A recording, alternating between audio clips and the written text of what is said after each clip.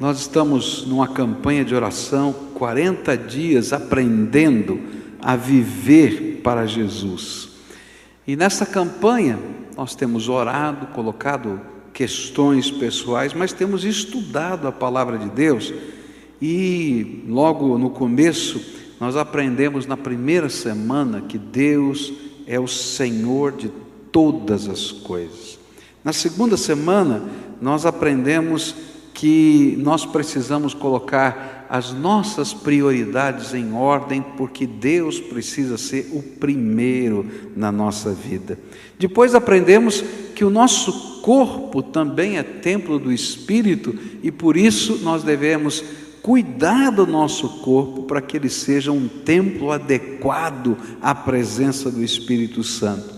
Depois aprendemos que precisamos nos relacionar com os outros, com as pessoas, e para poder viver o amor, para poder viver essa relação, a gente tem que aprender a ter a ótica, os olhos de Jesus e perceber os outros na perspectiva de Deus. E hoje nós vamos tratar de uma matéria, na verdade, que às vezes tem se tornado polêmica. É que vamos falar sobre grana, sobre dinheiro. E a ideia é que se vivemos para Jesus, então como devemos lidar com os nossos bens materiais? Como lidar com o dinheiro na nossa vida? E por isso nós começamos hoje pela manhã descobrindo na Bíblia alguns princípios que se aplicam a todas as áreas da nossa vida e também se aplicam na área financeira. O primeiro princípio que a gente aprendeu hoje pela manhã é que Deus é dono de todas as coisas e nós somos meros administradores. E a gente aprendeu que do Senhor é a terra e a sua plenitude, tudo é dele, tudo. O segundo princípio que a gente aprendeu foi que Deus é dono de tudo e Ele coloca tudo nas nossas mãos, mas Ele espera que nós reconheçamos que Ele é o dono. Não é porque está na nossa mão que nós somos os donos. O dono continua sendo Ele. E aí vimos Deuteronômio capítulo 8, onde o Senhor vai falar de uma maneira muito clara: olha, vocês estão aqui na terra do deserto e não tem nada, a única coisa que vocês têm é o maná que eu derramo do céu todo dia, vocês não plantam, não colhem, mas vão entrar na terra prometida, e na terra prometida vocês vão ter casas, vão ter fazendas, vão ter isso. Não se esqueçam que sou eu que estou dando tudo isso para vocês, e não fiquem orgulhosos e presunçosos, achando que vocês conseguiram isso pela inteligência de vocês, é pela força de vocês, porque se vocês fizerem isso, vocês vão morrer, porque sou eu que sustento vocês. Deuteronômio 8 vai falar a respeito disso. Depois aprendemos o terceiro princípio. O terceiro princípio é que na vida tem a ver com a prioridade. A gente já aprendeu: primeiro Deus, sempre buscai primeiro o reino de Deus e a sua justiça, e todas as outras coisas vos serão acrescentadas. Primeiro Deus. E nas questões financeiras, primeiro Deus. Nas questões da terra, primeiro o fruto de uma árvore era dado para Deus, a primeira cria de um animal era dado para Deus, o primeiro pão que se assava era dado para Deus, o primeiro azeite que se exprimia era dado para Deus, porque primeiro Deus, sempre. Isso faz parte de todas as áreas da nossa vida, mas faz parte também da nossa vida financeira. E quando a gente vive primeiro Deus, a gente aprende a viver o temor do Senhor. A gente reconhece que Ele é o Senhor de todas as coisas. É tão forte isso que todo primeiro filho homem que nascia em Israel não pertencia à família, pertencia a Deus. E aí então a família dava uma oferta especial de remissão para poder educar esse filho na sua casa. E aí esse filho se tornava como que um sacerdote daquela casa, e quando o pai faltava, o filho primogênito assumia o comando da casa, sempre com o propósito de ser aquele sacerdote que leva a família na direção dos propósitos de Deus. O quarto princípio que a gente aprendeu hoje de manhã: não permita que nada, nem ninguém, seja tesouro maior que o Senhor no seu coração. Então Jesus vai dizer, não junteis para vós tesouros na terra, onde a traça e a ferrugem os consome, e onde os ladrões minam e roubam. Mas ajuntai para vós tesouros no céu, onde nem a traça nem a ferrugem os consomem, onde os ladrões não minam nem roubam, porque onde estiver o teu tesouro, aí também estará o seu coração.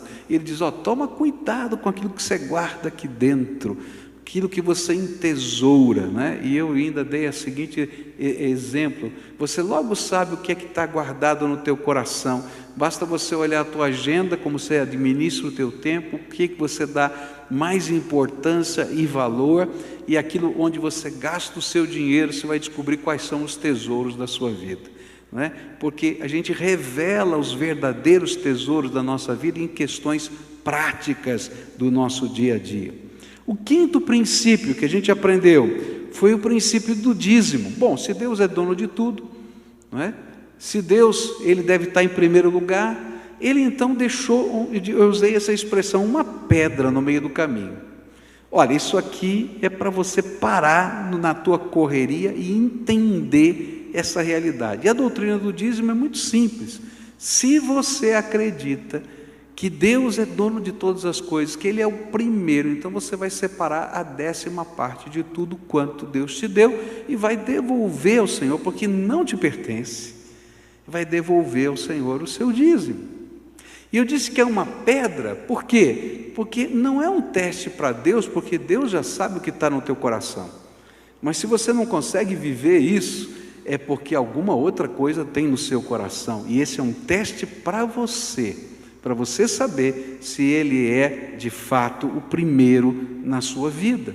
E aí então nós estudamos textos da Bíblia que falam a respeito do dízimo, e chegamos a Malaquias 3, onde a Bíblia fala que quando a gente não pratica essa visão do senhorio, há uma consequência.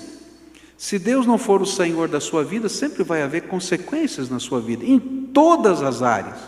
Se Ele não for o Senhor do teu casamento, vai ter problemas na sua casa. Se Ele não for o Senhor da tua ética, dos teus valores, vai ter problemas na sua vida. Se Ele não for o Senhor também, no sentido dos seus bens materiais, você vai ter problemas. Sabe por quê? Porque se você é aquele que já entendeu a mensagem do Evangelho e não pratica essa verdade, então o que vai acontecer é que Deus, na Bíblia, em Malaquias 3, vai chamar você de ladrão.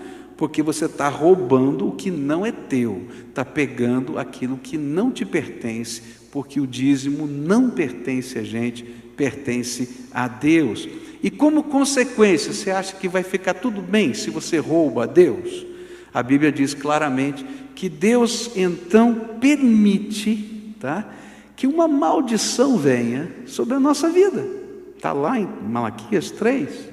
E a Bíblia vai falar que essa maldição é comparada como uma nuvem de gafanhotos que passa pela nossa fazenda.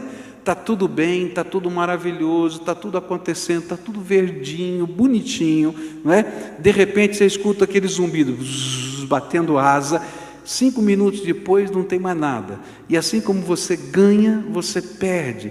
Na mesma maneira, Ageu vai falar que quando a gente não valoriza essas coisas, a gente ganha dinheiro e joga num saco furado. Entra por aqui e sai por baixo, porque a gente perdeu a bênção de Deus por não entender esse valor. Entregar o dízimo, nós aprendemos, é um símbolo do nosso temor a Deus e um símbolo da nossa fidelidade, porque se você é um ministro de Deus, então o que se espera de um ministro, o mínimo é que ele seja fiel, é isso que a Bíblia diz. E essa noite eu queria falar sobre mais 2 princípios. 2 princípios que têm a ver com essa questão da administração financeira na ótica de Deus. Se o dízimo, ele é algo que a gente entende que não nos pertence, e nós devolvemos a Deus, então, o que são as ofertas? O dízimo é o fruto do temor do Senhor e obediência que revela, de modo prático, o senhorio dele sobre os nossos bens. Mas as ofertas são a expressão do nosso louvor, da nossa gratidão e da liberalidade. Por isso, o princípio é que as ofertas são dadas de acordo com o nosso coração e de acordo com a nossa prosperidade. Dízimo não te pertence. Se você ficar, tá? Você está roubando a Deus. Mas e as ofertas? As ofertas são outra coisa. As ofertas são a expressão do nosso louvor, da nossa gratidão, do nosso prazer na presença de Deus, não é? Elas são um culto que prestamos ao Senhor, é uma festa de adoração ao Senhor. E quando a gente percorre a Bíblia, a gente vai ver que essas ofertas, elas fazem parte dessa história de Israel e de comunhão com Deus, e do Novo Testamento de comunhão com Deus. Por exemplo, a oferta de ação de graças, como é que ela funcionava? A oferta de ação de graças era assim: você tinha um motivo, por exemplo, como a gente ouviu esse testemunho hoje, né? Tem um motivo de gratidão a Deus. Bom, se você tinha um motivo de gratidão, você não podia celebrar isso sozinho, você tinha que fazer uma oferta de ação de graças. Como é que era a oferta de ação de graças no Velho Testamento? Você escolhia um animalzinho, não é? Um cordeirinho, um cabrito, eu não sei o quê. Aí você levava para o templo aquele animal, as entranhas dele eram queimadas, totalmente queimadas, a gordura dele era retirada interna, era queimada no altar, e o animal, uma parte dele ficava para o templo, e a outra parte era assada no braseiro do altar, e fazia-se um churrasco. E aí então você ia para o alpendre do altar com aquele animal assado, reunia os seus amigos, porque a oferta de ação de graça não podia ser celebrada sozinha, e você contava a história. Por que nós estamos no templo hoje? Por que você nos trouxe aqui? Por que a gente está comendo esse animalzinho? E aí a pessoa dizia: porque Deus é bom. Olha só o que Ele fez, olha o que aconteceu. E aí então eles passavam ali celebrando ao Senhor. E a Bíblia diz que essa oferta subia na presença de Deus como cheiro suave.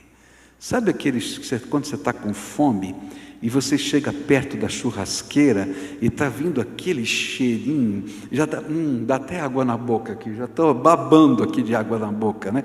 Tem a cantina dos pastores hoje, né? Não tem? Tem. Você vai lá, eu vou comer com você lá também, eu vou servir. Bom, gente, aquela coisa assim, a Bíblia diz assim: olha, esse é o cheiro suave que vai até a minha presença. Agora, isso era dado em louvor, em gratidão. Essa oferta de gratidão a Deus, ela se dava em vários momentos diferentes. Por isso, Deuteronômio 16, verso 17, vai dizer assim: porém, cada um deve fazer as suas ofertas de acordo com as bênçãos que o Eterno, o nosso Deus, lhe tiver dado. Se Deus está te abençoando, você vai ter prazer de adorá-lo também com os seus bens. É isso que a Bíblia está ensinando. E você vai fazer isso com alegria. Você lembra o que aconteceu na casa de Lázaro, Marta, Maria, quando Jesus, depois de ter ressuscitado Lázaro, ele volta naquela casa, e Maria vai e pega aquele frasco de perfume que uma mulher guardava, ajuntava dinheiro a vida inteira para poder comprar aquele frasco de perfume que ficava envasado num vaso de pedra sabão, e eles quebravam no dia da lua de mel, da noite de núpcias, e a mulher se preparava para as suas núpcias, passando aquele óleo perfumado. E quando Jesus entra, ela diz assim, na casa dela, ela pensa assim: o que eu vou fazer para agradecer a Jesus que ressuscitou meu irmão? Ela não tem dúvida, ela pega o vaso, aquele vaso, quebra e unge os pés de Jesus. Alguém diz assim: como é que faz uma coisa dessa? É maluca, joga fora esse dinheiro todo. E Jesus vai dizer: não, por todo o tempo essa história vai ser contada, e até hoje está sendo contada, para o louvor do nome dele. O louvor é assim, extravasa da nossa alma, e ele é feito de acordo com aquilo que Deus nos dá, e por causa daquilo que Deus nos dá. E aí então as ofertas alçadas são expressão da nossa adoração. Por isso 2 Coríntios capítulo 8 vai ensinar para a gente alguns valores que precisam estar dentro da nossa alma quando a gente entrega uma oferta. A Bíblia diz assim, verso 1: irmãos, queremos que vocês saibam o que a graça de Deus tem feito nas igrejas da província da Macedônia. Os irmãos dali têm sido muito provados pelas aflições porque têm passado, mas a alegria deles foi tanta que, embora sendo muito pobres, eles deram ofertas com grande generosidade. Afirmo a vocês que eles fizeram tudo o que podiam e mais ainda, e com toda a boa vontade. Pediram com insistência que os deixássemos participar da ajuda para o povo de Deus da Judéia, e eles insistiram nisso, e fizeram muito mais do que esperávamos. Primeiro, eles deram a si mesmos ao Senhor, e depois, pela vontade de Deus, eles se deram a nós também. De modo que pedimos a Tito, que começou a recolher estas ofertas, que continuasse e ajudasse vocês a completarem esse serviço especial de amor. Porque se alguém quer dar, Deus aceita a oferta conforme o que a pessoa tem. Deus não pede o que a pessoa não tem. Não estou querendo aliviar os outros e pôr um peso sobre vocês, já que agora vocês têm bastante. É justo que ajudem os que estão necessitados. Em alguma outra ocasião, se vocês precisarem e eles tiverem bastante, aí eles poderão ajudá-los. Assim todos são tratados com igualdade. Como dizem as Escrituras Sagradas: ao que muito pegou, nada sobrou. Ao que pouco pegou, nada faltou. Qual é a diferença então? O dízimo não te pertence. É um símbolo do teu temor a Deus, de que Ele é dono de todas as coisas. Você não negocia o dízimo, você não administra o dízimo, você simplesmente entrega. E entrega lá na casa do tesouro, na tesouraria, no lugar do templo adequado para isso. Por quê? Porque não é teu. Mas e as ofertas? As ofertas não. Elas são a expressão da tua gratidão, do teu louvor. E como é que elas são dadas? Segundo a bênção que Deus te deu, segundo aquilo que Ele está fazendo na tua vida, segundo o desejo do teu coração, segundo o mover da tua alma, segundo aquilo que Deus começa a tocar dentro de você, e você começa a perceber uma realidade, e você se sente feliz de fazê-lo. Essas são as ofertas. E a gente faz isso reconhecendo a grandeza de Deus e sem medo de que vai faltar. Porque o mesmo Deus que me deu isso é aquele que vai me dar aquilo. Porque eu dependo de Deus. Então, quais são os valores que estão por trás de uma oferta? Gratidão, sacrifício. Por exemplo, há uma oferta na Bíblia, no Novo Testamento, que surpreende a gente, é a oferta da viúva pobre. Já ouviu falar dessa oferta? É interessante porque a Bíblia diz que Jesus fica no templo olhando o ofertório. E vão passando as pessoas e vão depositando várias ofertas ali nos gasofilácios do templo. E chega aquela senhora, viúva, pobre, pega 2 moedinhas e coloca as 2 moedinhas no gasofilácio do templo. As menores moedas em termos de valor daquela época. E Jesus levanta-se e diz para os seus discípulos: esta mulher foi aquela pessoa que deu a maior de todas as ofertas de todo mundo aqui. E todo mundo ficou dizendo: mas como? De que jeito? Porque todo mundo estava dando uma oferta do que estava sobrando, mas ela deu tudo até do que estava faltando. E aí Jesus elogia aquela mulher. Por quê? Porque o que Jesus estava vendo não era qual era o valor da moeda, mas era a atitude do coração, a disposição da alma, a alegria de agradecer a Deus. Agradecer a Deus. Tem uma família aqui na igreja que me contou essa história, eu já contei para vocês, né?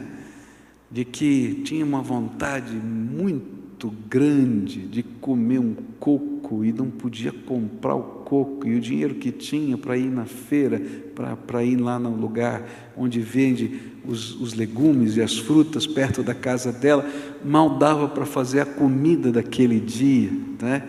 E ela então decidiu antes separar R$5 daquele valor para dar de oferta para a construção do templo. R$5 daquele valor que ela tinha para fazer a feira. E separou. E quando ela chegou naquele lugar, ela estava doida de vontade de comer o coco, não é?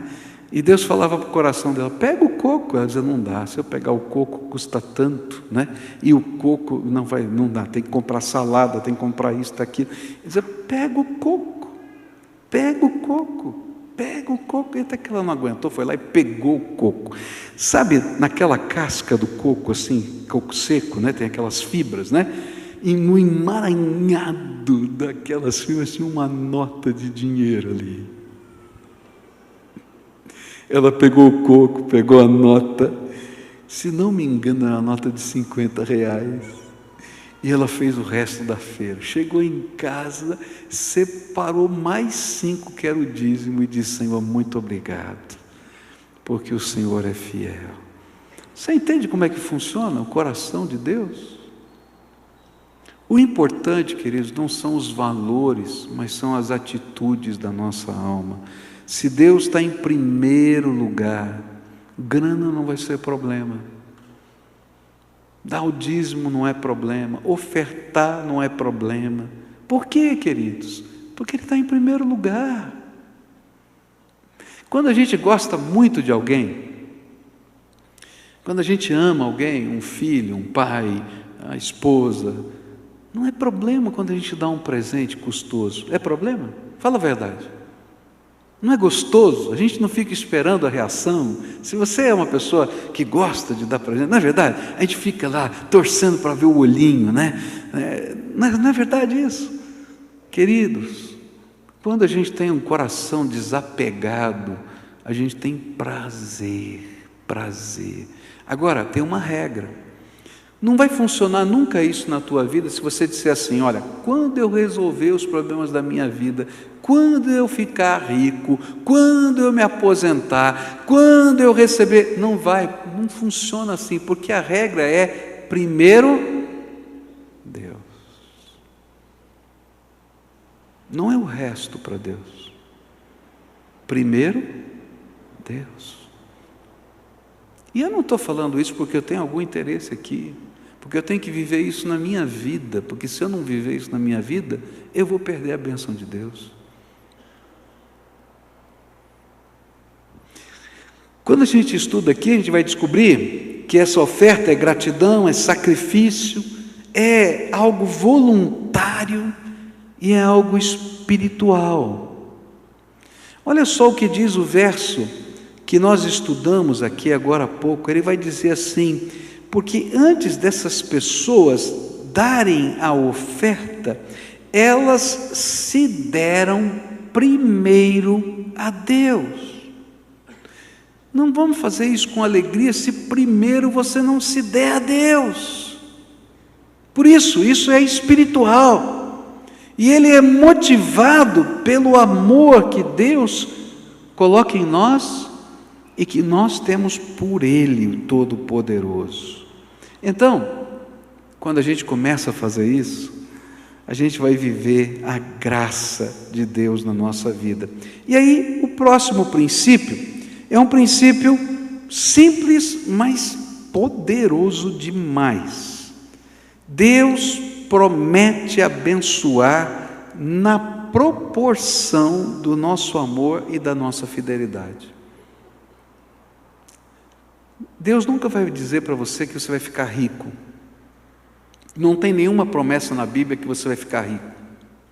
Não tem nenhuma promessa na Bíblia que você nunca mais vai ficar doente. Não tem nenhuma promessa na Bíblia que a tua vida vai ser um mar de rosas sem nenhum problema. Se alguém estiver pregando isso, é mentiroso.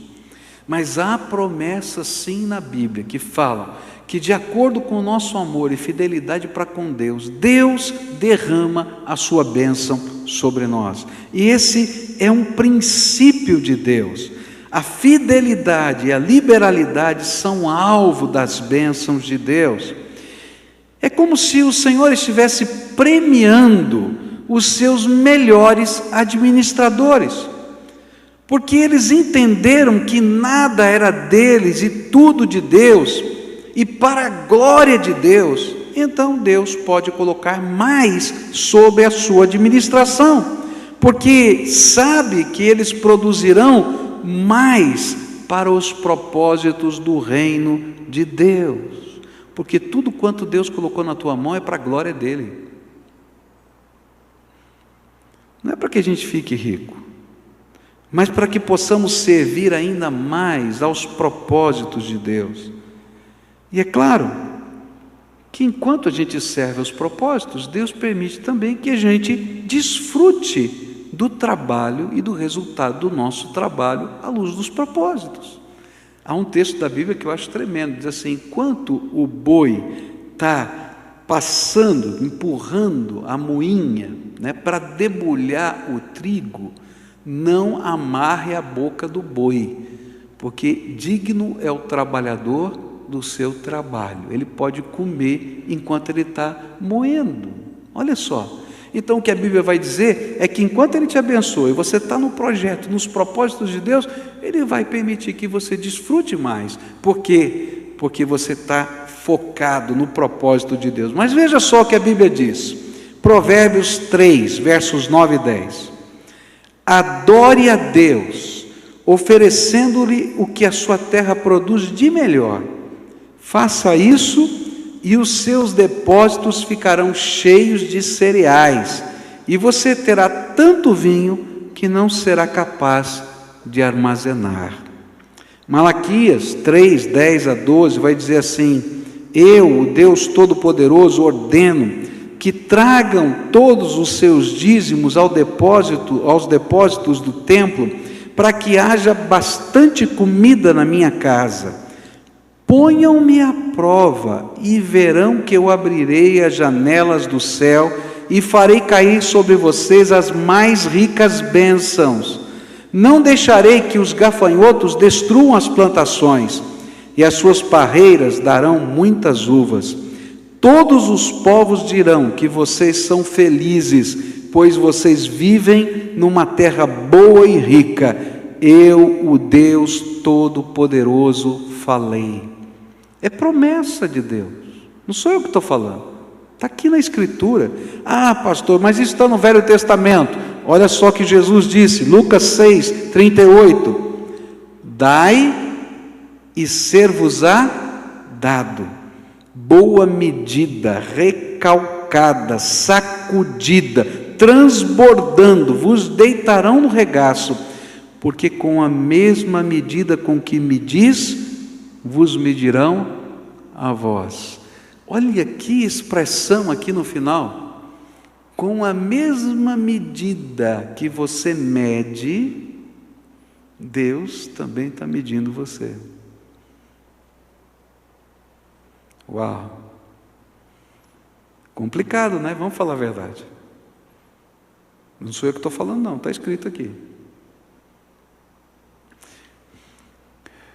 O que a gente está ensinando é um princípio muito simples.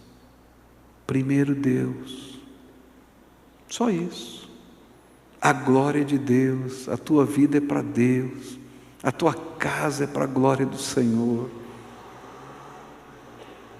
Eu me lembro de uma vez que eu falei para uma senhora: vamos abrir a sua casa para uma célula funcionar? Disse assim: o ano que vem, pastor, o ano que vem. Eu falei: mas por que o ano que vem? Nós estamos precisando agora. Tem gente que está precisando se converter, tem gente que está precisando de oração, tem gente que está passando... Não, pastor, é que eu preciso colocar cortina na minha casa. Enquanto eu não tiver cortina, não dá para fazer a célula. E eu fiquei com vontade, não falei, mas eu fiquei com vontade. Já pensou, vai tanta gente para o inferno por causa do raio dessa cortina? Você consegue entender o que eu estou falando? Primeiro Deus. Primeiro Deus. Ele é em primeiro lugar na nossa vida. Não é só na grana, em qualquer área da vida. Mas você vai perder uma grande bênção se você não colocar primeiro Deus também na tua vida financeira. Você vai separar o teu dízimo, Senhor. Você vai começar por aí, porque não te pertence. Mas depois, Deus vai te abençoar, e você vai sentir alegria, e você vai se sentir livre, e você vai começar a ofertar. Vão aparecer projetos, pessoas que ninguém vai saber. Você vai dizer: eu quero ajudar aquela pessoa, eu quero investir naquele menino que precisa estudar, e Deus vai te usar. Isso é oferta, e você vai fazer, e vai fazer com alegria. E a Bíblia diz assim, que enquanto você faz isso, o coração de Deus se alegra, porque Ele entendeu, e você entendeu, que você não está aqui para criar raízes nessa terra, mas que você está aqui para ser uma bênção nesse mundo. E esse é o ensino que está aqui. É por isso que a Bíblia vai dizer que a gente não pode seguir a dois senhores: ou nós servimos a Deus, ou a servimos a Mamon. E Mamon era o Deus da fortuna, o Deus da grana, do sucesso. E ele diz: não dá, querido, ou você serve a Jesus, ou você serve o Deus da fortuna e do sucesso. Se você coloca Deus em primeiro lugar, Ele pode te dar os recursos, mas os recursos não são a não ser para você ter a visão de Deus e colocá-los nos projetos que Deus vai falar no seu coração. O dízimo é obrigação. Agora as ofertas, Deus vai falar com você: filho, tem um projeto, quer ser meu parceiro nele? E aí a gente vai sentir o mover de Deus, a gente vai dizer: estou junto, Deus, estou junto, Deus. E que alegria. E Deus abre portas, gente, Deus abre portas. Quando eu vejo tudo quanto Deus já fez aqui nessa igreja, algumas pessoas que a gente conversa, que são administradores, dizem assim: pastor, o senhor não tem foco. O senhor não vai terminar esse templo nunca, porque o senhor tinha que fazer um planejamento estratégico e o templo tinha que estar aqui em primeiro lugar, e você vai fazer só isso. Diz assim: como é que eu vou parar de fazer o que Deus está mandando eu fazer? Cuidar dos pobres, cuidar das criancinhas, cuidar dos missionários. Como é que eu vou fazer isso? Não vou. Como é que eu vou fechar as portas dos projetos que são de Deus? Porque tudo que a gente tem é para a glória dEle. Eu falei para vocês que eu preciso de 120 mil reais para ou começar a operar essa televisão, para comprar um equipamento aí, que eu nem sei como funciona, não é? Só esse mês nós investimos nos projetos missionários que você contribuiu aqui, não é? Entre a China, não é? O mês passado, entre a China, aquele projeto da China, e o projeto de Uganda das crianças, mais de 60 mil reais. Louvado seja Deus, porque não faz falta, está abençoando o projeto que é de Deus. E eu vou dizer, se a gente não tivesse essa mentalidade, não ia ter a porta aberta da televisão, porque Deus ia dar para outra pessoa. porque Ele vai abençoar aqueles que têm a visão de que tudo que existe é para a glória dEle. E então Ele vai dizer: olha, vai lá, meu servo, usa para a minha glória. E aí então existe uma lei dentro da Bíblia, que eu vou chamar de lei de semeadura e colheita. Como é que funciona isso? 2 Coríntios capítulo 9, versículo 6 em diante, a Bíblia diz assim: lembrem disto, quem planta pouco, colhe pouco.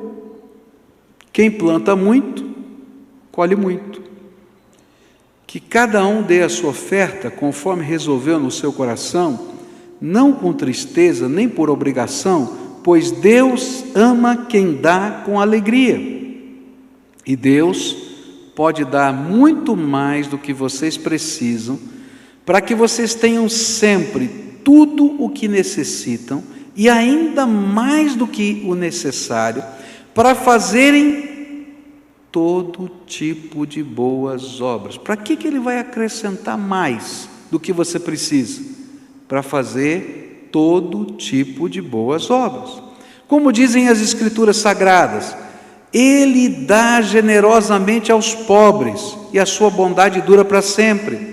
E Deus, que dá a semente para semear e o pão para comer, também dará a vocês todas as sementes que vocês precisam.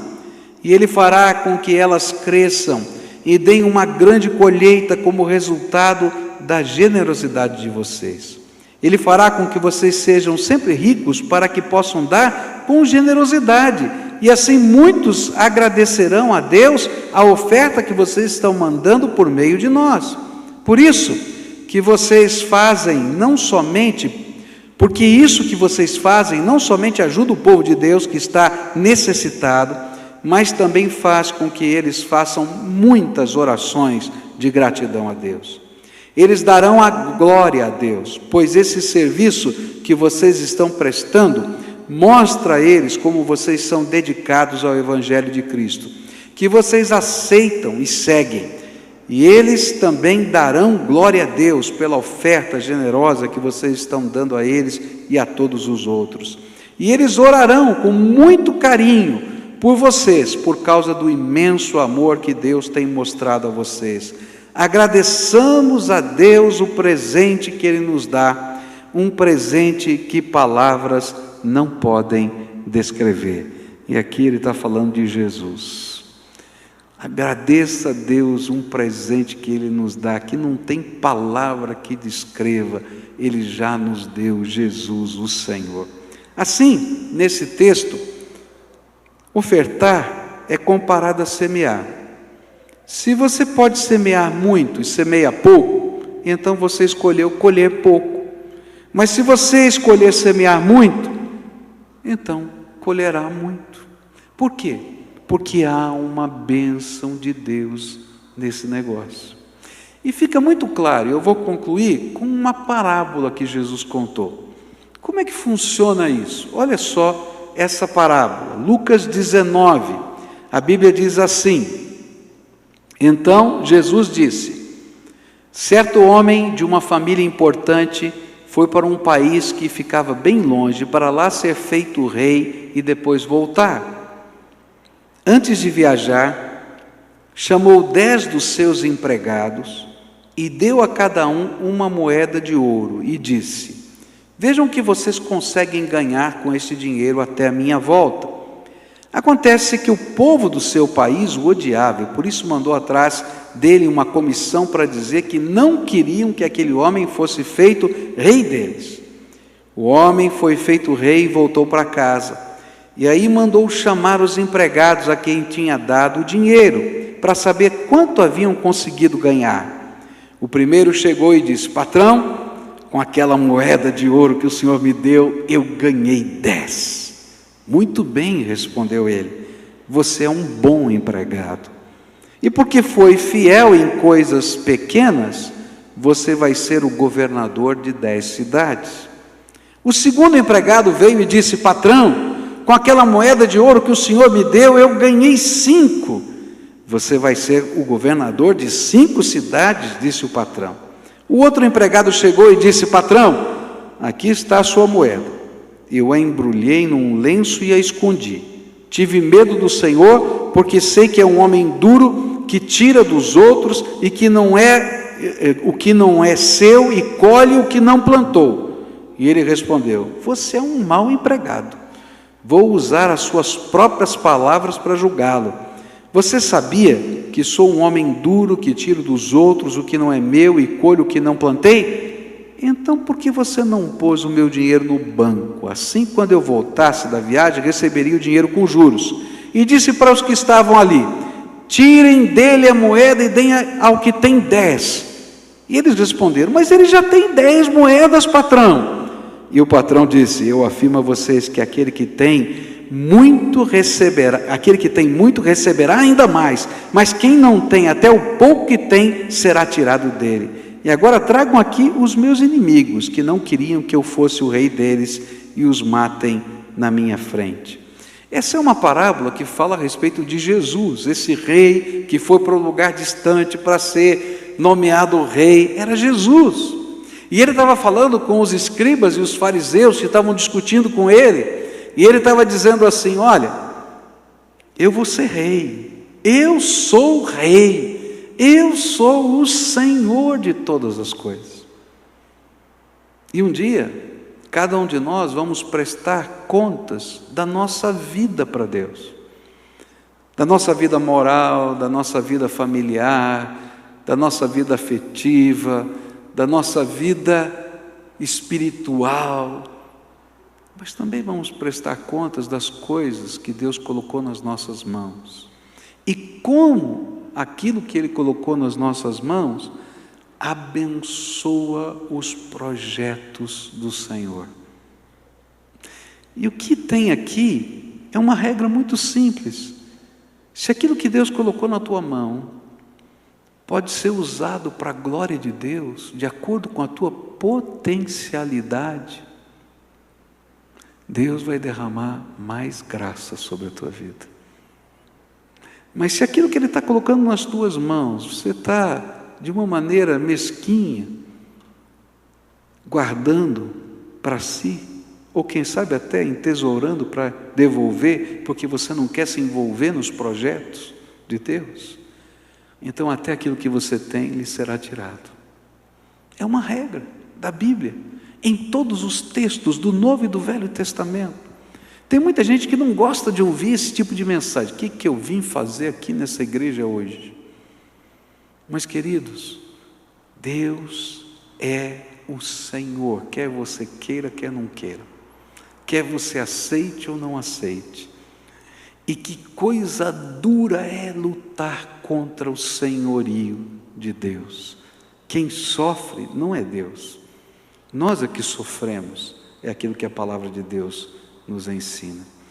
Nessa noite, antes da gente celebrar o pão e o vinho, que a gente vai fazer agora, eu queria lembrar para vocês por que isso é tão significativo. Nós fizemos isso hoje de manhã. Quando eu penso nesse memorial, eu entendo por que para Deus é tão fácil falar sobre essas coisas. Deus criou bilhões de galáxias. Bilhões de galáxias. Deus criou o cosmos inteiro. E apesar de a gente ser tão insignificante diante da grandeza do cosmos, Deus me amou e amou você. Ele ofereceu muito mais do que recursos, porque os recursos todos são deles, Ele criou tudo, Ele não precisa de nada. Mas Ele amou tanto eu e você, que a Bíblia diz que Ele se fez carne e habitou entre nós. Ele deixou o seu céu, a sua glória. E a gente nunca vai entender o significado disso, porque o infinito, porque Deus é infinito, não cabe no finito.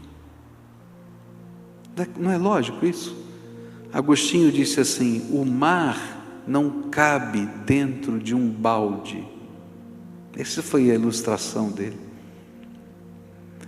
Por isso, Deus se esvaziou da sua glória, está lá em Filipenses 2, para caber na forma humana.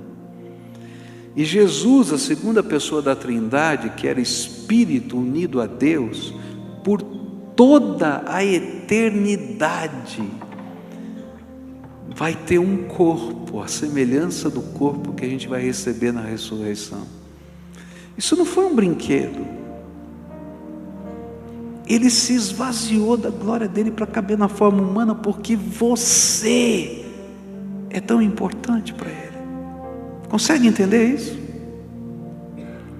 Por toda a eternidade, a palavra viva de Deus que criou os céus e a terra se esvaziou para caber na forma humana. Por toda a eternidade, não tem volta. E mais, Ele tomou o meu e o seu lugar na cruz do Calvário, porque o salário do pecado é a morte, então Ele morreu por mim, Ele morreu por você. E mais, porque os nossos pecados pedem o juízo eterno, e aqueles que não estão preparados para esse juízo vão para o inferno. Entre a morte e a ressurreição, Jesus desceu a esse lugar chamado Hades, que nós chamamos como inferno, por mim e por você. E nas mãos de Satanás tinham duas chaves, as chaves da morte e do inferno. E quando ele ressuscitou dentre os mortos, ele levou consigo as chaves da morte e do inferno, para que todo aquele que nele crê não pereça, mas tenha a vida eterna. Quando eu olho para o pão e para o vinho, o que vai significar, querido, o meu dízimo? Porque se Deus tirar a bênção de sobre mim, não significa nada, porque eu não consigo nem respirar. Quando eu entendo a grandeza do que Deus fez por mim, eu tenho prazer em servir com os meus dons, com meus talentos, com os meus recursos, sacrificialmente. Tenho prazer. Por quê?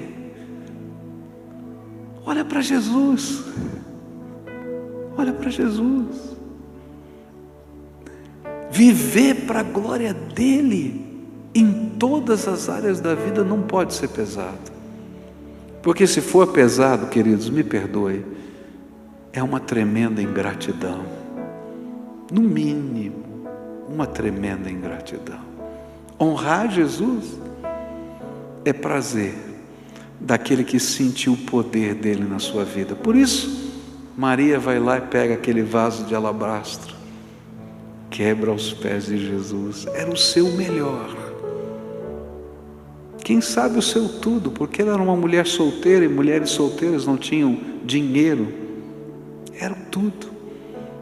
Marta vai para a cozinha, quer preparar 50.000 pratos diferentes para receber bem Jesus. Como eu posso louvar, bendizer aquele que me abençoou tanto assim?